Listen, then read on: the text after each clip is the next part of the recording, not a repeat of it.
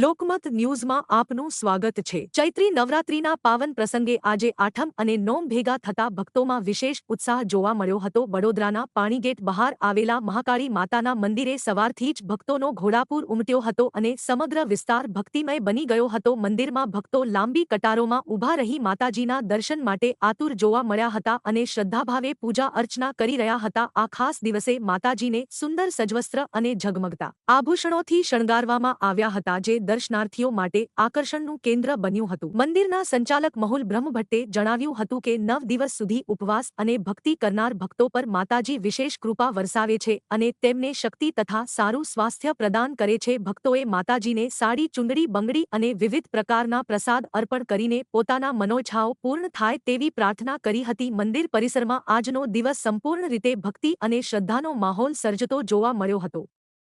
बागरानी park मुख्य चलते हैं बागरानी पार्क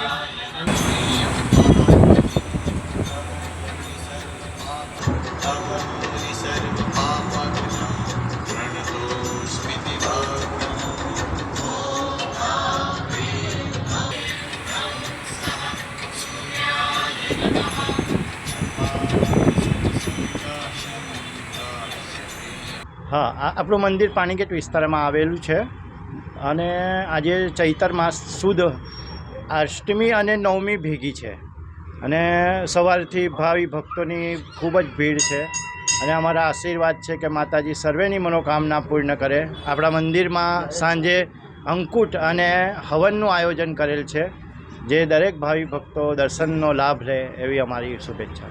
ઉપાસક જે કરે છે 10 દિવસ એની માટે શું કામના એના માટે આ જે નવરાત્ર છે એ પોતાની ઈચ્છા પૂર્તિના નવરાત્ર હોય છે। પોતાના કુળદેવીના જે પોતાના ઘરે અનુષ્ઠાન કરી શકે છે, જે ઘરે ના કરી શકે તે લોકો મંદિરમાં પણ અનુષ્ઠાનનો સહકાર આપે છે અને મંદિરમાં પણ તમે ભાગ લઈ શકો છો અને એનું અનન્ય ફળ પ્રાપ્ત થાય છે।